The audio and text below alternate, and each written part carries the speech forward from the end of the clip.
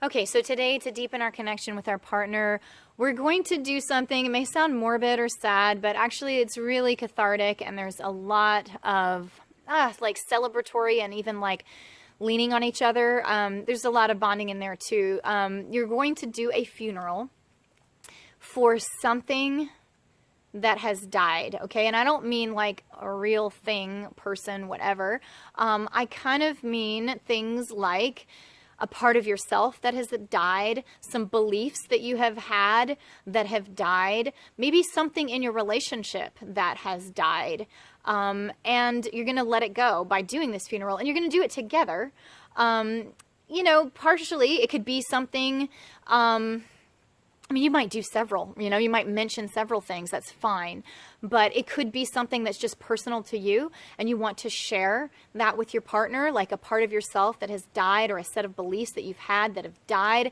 And you want to share that with your partner and have their support and like lean on each other in that way. And so you are doing this funeral together, or with them about that. It could be a belief that you had about something that's relevant to your partner, like a belief that I had about what a partner should have been. It's dying. I'm gonna let it die. It has died. Let's have a funeral. Let's say goodbye, because that's the point. We're letting it go. We're saying goodbye. Or it could be a thing in your relationship that has died. There is a certain thing that we did, a certain way that we related that has died, and we're going to let it go. A certain way that we fought, a certain competitiveness that we had, or whatever. It could be a bad thing that died, a positive thing that you miss that died. But either way, if it is dead and we're going to let it go, we're going to let it go. We're going to do this funeral, and if it has changed, it has changed. Now, of course, you might have like hopes that it would come back or something like that. Okay, be specific, You don't want to just say like the playfulness between us has died. Let's have a funeral. It could be a certain type of playfulness, a naive playfulness, or a playfulness that happened before we had to do all this practical hard work together. A certain level of playfulness, you can get really specific and allow it to have died, especially if it's hanging you up, or if it's like a change that you won't just move forward with. Then have a funeral for that. But understand that it's that specific thing, because a new playfulness could absolutely be born, or might already be there.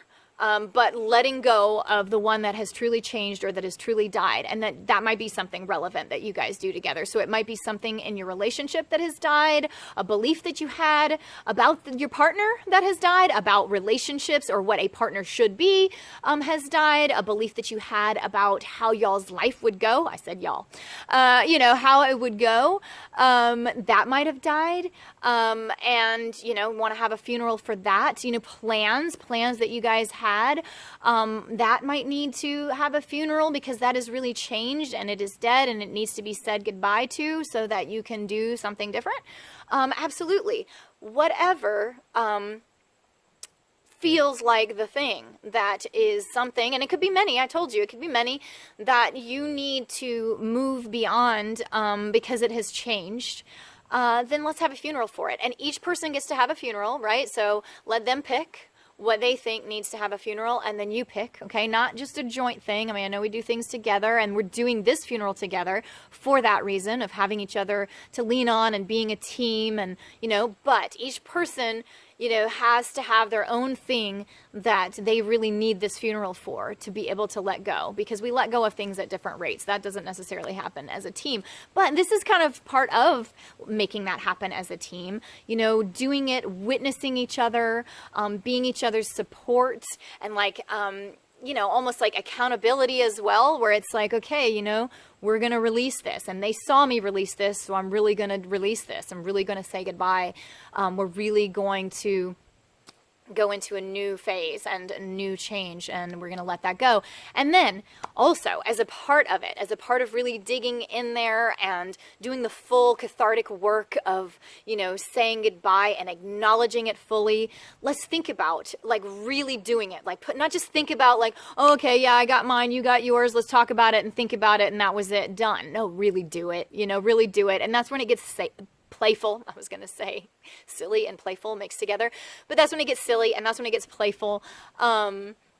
when you actually do it, you know, and do something that's a little weird or uncomfortable, you're going to have to say words at a funeral, a real funeral. Pick a spot, find a spot. What's a relevant spot? Think through what would be a relevant spot. Where did I develop these beliefs? What kind of location? Was it our old bedroom where we sat and talked about these life plans and we're going to sit on this bed because this is where we came up with all these ideas and like let them die and let go of them? Or was it, you know, do I associate it with this river because I always imagined us living on a river, and so we're going to go to that river and we're going to say that that dream particularly has died? Or, you know, what is it? What is it about this? You know, I've had this relationship about you. We're going to go and sit outside our old apartment, and because that's where we did all this fighting, or that's where I developed these ideas about you, or whatever, and I'm going to let those die, or whatever it is. But think about a location, a real location that has relevance. It might be the place that you realized that that thing was dead. I was sitting in my car and we were on the phone together and I realized that was dead. I no longer believed that about you, or I no longer needed that in a partner. I no longer fantasized about that thing that I was hoping for you to have because I realized that it was a fantasy or whatever. And that might be the place. But find your place, go to the place. That's the location of the funeral.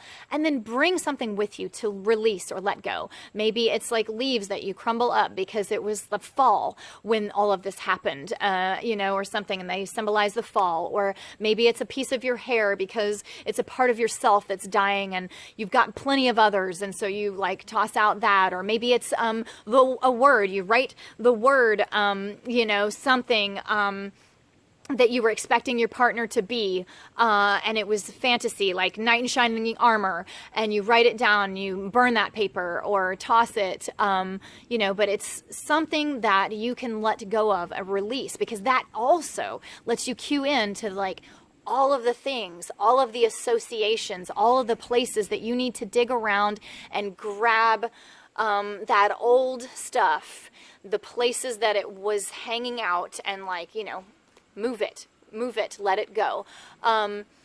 You know, so you're thinking of these things that can be symbolic, and this place, you know, so you're going to go there and you're going to have the funeral at the place, and you're going to do this symbolic gesture of releasing it with something that, you know, is relevant and signifies what you want, because you've got to think through what you want, and that already kind of deepens the whole experience. Like, what is going to be a relevant symbol for me? You know, it makes you think through, like, what are the elements in it? Sorry, just, you know, I have to say these things. And then you're going to say the words. Say some words. Say some, like, I really value this part. I loved this part. I'm sad to see it go. It contributed to my life in these ways. I'm grateful in these ways, but it is time to let it go. Or maybe the opposite. Maybe, like, I'm so glad to see this go. It was a really hard thing to live with, you know, whatever. But you're going to say the words, just like at a funeral. What its life was like with you, even though it's like these, you know, abstract and tangible things, like a belief, like this belief's life was like this. It was like this, living with this belief, and it helped me in these ways, harmed me in these ways. This is the course of its life. I'm honoring and acknowledging that life, and now I'm letting it go. I'm saying the words to honor it, and then I'm letting it go. I'm acknowledging it. I'm explaining how its life went for me, or what that was like for me, the experience, and what it was like for me, and then I'm letting it go. So you're going to have a real funeral, and you're going to do it together. And like I said, it'll be silly, and it might be a little bit like embarrassing or uncomfortable, and whatever. That's what we're doing. We're doing weird, out of the box things, but it's going to be cathartic. It's going to be telling. It's going to be deepening. And, you know, we need these rites of passage, these like things that mark the end of things. These always help us with change.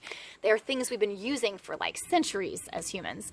And so it'll be that too. It'll be like a real acknowledgement and a way to embody change and let it go and move to the next place. And be aware of yourselves. Be aware of what has changed and what you want to let go of, and let it die. Let it die. Do it together. Witness each other. Let that be a part of your closeness, and like sharing this with each other. Support each other. If tears need to be shed, shed them. You know, there could be sadness in this, but it will move past that if you let them come out and let this whole thing be a process of moving on, having the funeral, letting the change happen, and moving on. So see how it goes, see how it deepens your connection with each other.